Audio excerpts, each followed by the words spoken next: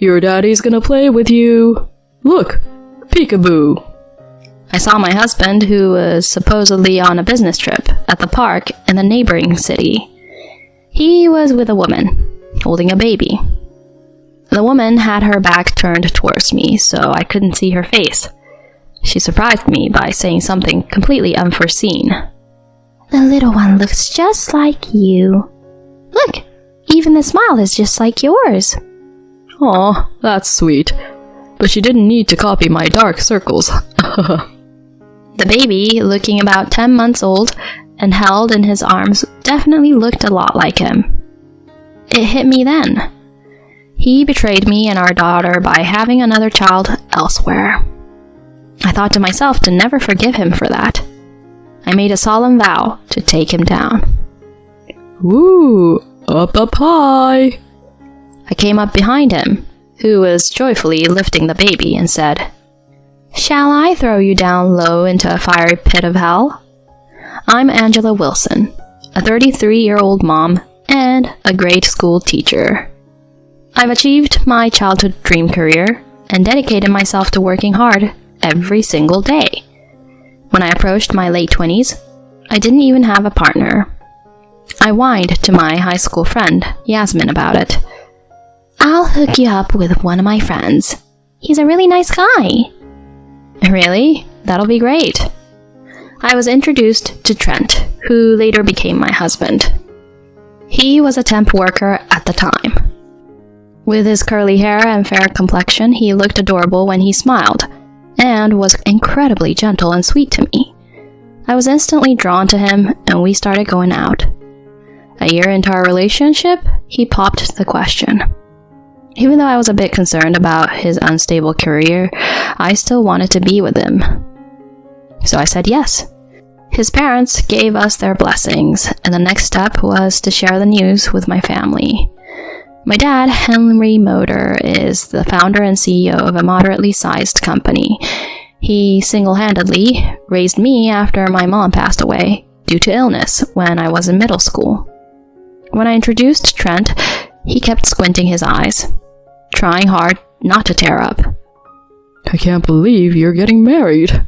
I'm so happy about it. Then Trent came clean to him.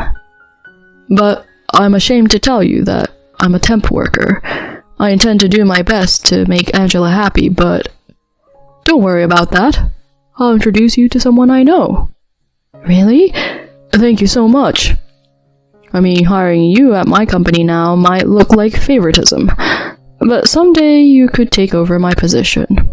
Until then, learn as much as you can at my friend's company. That's more than I could ask for. I really appreciate it. Thank you. Our marriage and Trent's securing a full-time position happened effortlessly. I sent a message about our happy news to Yasmin. I heard she had moved, so I wanted to get her new address for sending a wedding invitation, but she never replied and just disappeared. Later on, we rented an apartment halfway between our workplaces and moved in together. Everything was going well until I found out that Trent had almost no practical life skills. He couldn't cook, clean, or even operate the washing machine. He'd leave clothes scattered on the floor after taking them off and wouldn't bother to clear the table after meals. Since I also worked, I asked him many times to help with housework, but he had the nerve to say, "Isn't that the wife's job after getting married? It's audacious to ask me to do it." I was speechless by his backward mentality. No matter how much I talked to him, he had no intention of improving his mindset. About a year into that kind of marriage, I found out I was pregnant. Trent was thrilled and wondered, "Will it be a boy or a girl?" with eyes sparkling. However, when my morning sickness started, he never lifted his finger to do the chores. Despite my dissatisfaction, I had to push myself to manage everything at home. Eventually, I gave birth to a healthy girl, whom we named Maya. He took a couple of weeks off from work and stayed home, but as usual, he didn't help me with anything. While he happily held our daughter, cooing her, when the diaper got dirty or she cried, he immediately passed her to me. "She must be uncomfortable with a wet diaper. Change it for her."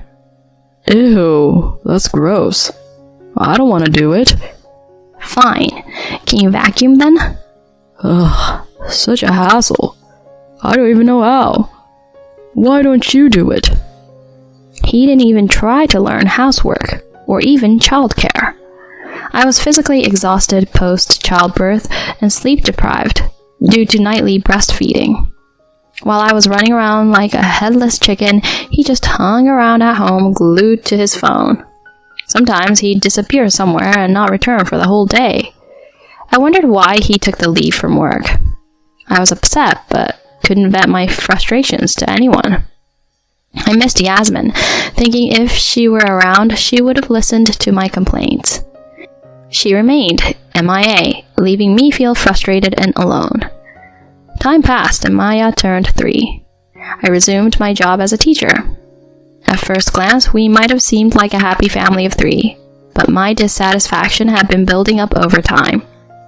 Trent never changed his attitude towards housework and childcare. Moreover, he claimed his work suddenly got hectic in the last few months and started frequently leaving home. Weekdays were filled with overtime, and even precious weekends for spending time with Maya turned into work days. Since I was handling everything related to her, she naturally became quite attached to me. But still, I told myself that he was working hard every day for us, and I needed to support him.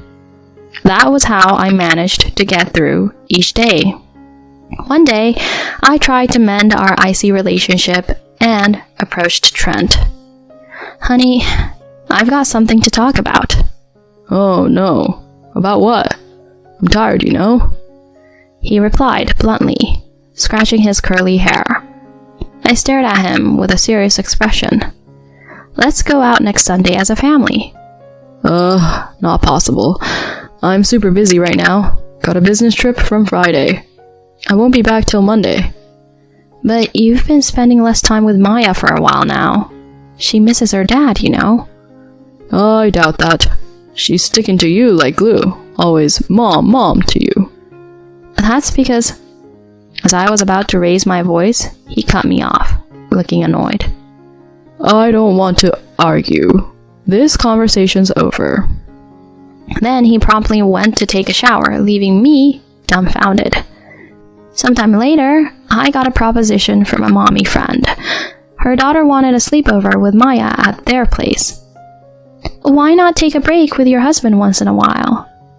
While smiling wryly at her suggestion, I decided to leave her at her house overnight. Trent was on a business trip, and Maya was at a sleepover. My first free Sunday in who knows how many years arrived. I was pondering what to do when my phone rang. It was my dad. Hey Angela, I've got some errands in Jersey City today, but my car broke down. Can you take me there? Sure thing. I'll be right there. I picked him up and drove to his appointment. Little did I know my life was going to change big time afterward. After dropping my dad off at his friend's house, I parked the car in a Lincoln Park parking lot. I was taking a stroll in the park, enjoying the beautiful late morning, when I noticed a cheerful family. My eyes focused on the father before my head caught up. That figure, that curly hair, unmistakably Trent. Dad's gonna play with you. Look, peekaboo. The voice belonged to none other than him. I froze on the spot and watched them. The woman had her back turned, so I couldn't see her face. Then she surprised me by saying something completely unforeseen. "The little one looks just like you. Look, even the smile is just like yours." Aw, that's sweet. But she didn't need to copy my dark circles, haha. The baby, looking about 10 months old and held in his arms, definitely looked a lot like him. It hit me then. He betrayed me and our daughter by having another child elsewhere. I thought to myself, to never forgive him for this. I made a solemn vow to take him down.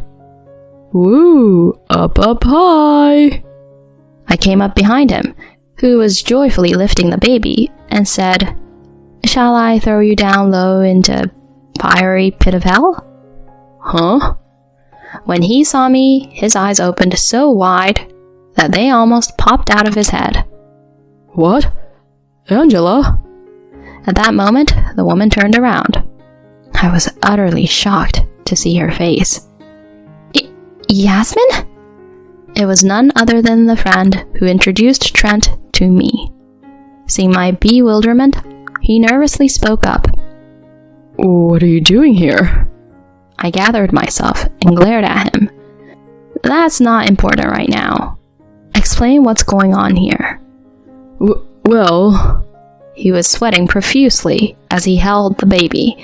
Before I could press him further, Yasmin took the baby from him. Oops, guess we're busted. Oh well. Why, Yasmin? Tell me what's going on. Tell you what? Can't you see? This is our baby. Anything else to say? She nonchalantly stated, which made my head spin. How long has this been going on between you two? From the start. We hit it off right away. Must be about 8 years now. 8 years ago? That was even before I met him. It meant she introduced us while she was involved with him. For what reasons? I asked, and then Trent spoke up. She said if I married you, I could become the CEO. What? Yasmin proudly chimed in. Your father is the CEO, right? He was just a temp worker back then, so I didn't want to marry him. But once he became the CEO, he could leave you for me. Then I become the wife of the CEO. Get it? Until then, I decided to keep a low profile. So was that why you stayed out of touch after we married? Yeah, I didn't want to mess up in front of you. I was thoroughly perplexed and at a loss for words. Then Trent continued. Let's just pretend this never happened. It's better for both of us, right? I need you by my side until I become the CEO. Exactly. It's no surprise that a successful businessman has 1 or 2 secret kids. I couldn't believe their shameless, nonsensical statements. The moment I was about to explode, a calm voice echoed. What in the world is going on here? Henry! Trent's eyes widened again. My dad had finished his visit and came looking for me. I explained the situation to him with a trembling voice. With an intense and unwavering gaze, he fixed his eyes on Trent, expressing a mix of anger and disdain.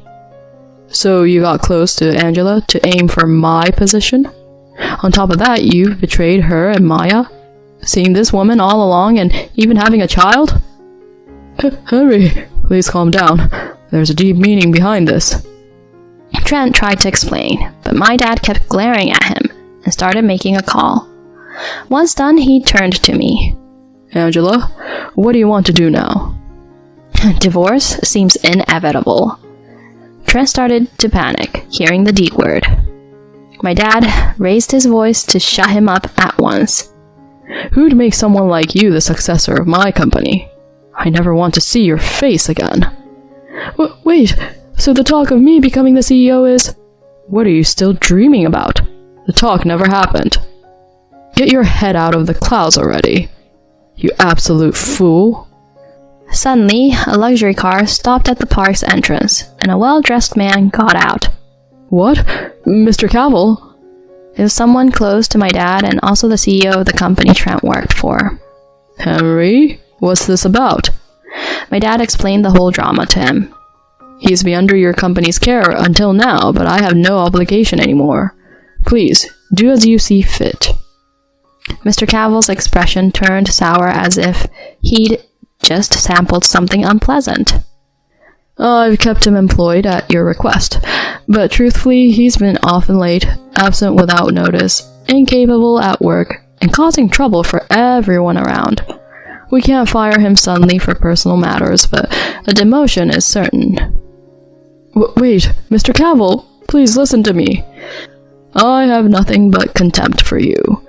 The least you can do is apologize sincerely to Angela.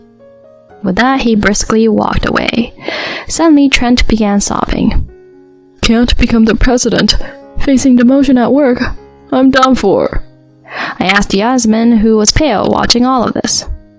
What made you resort to this? Did you enjoy deceiving me?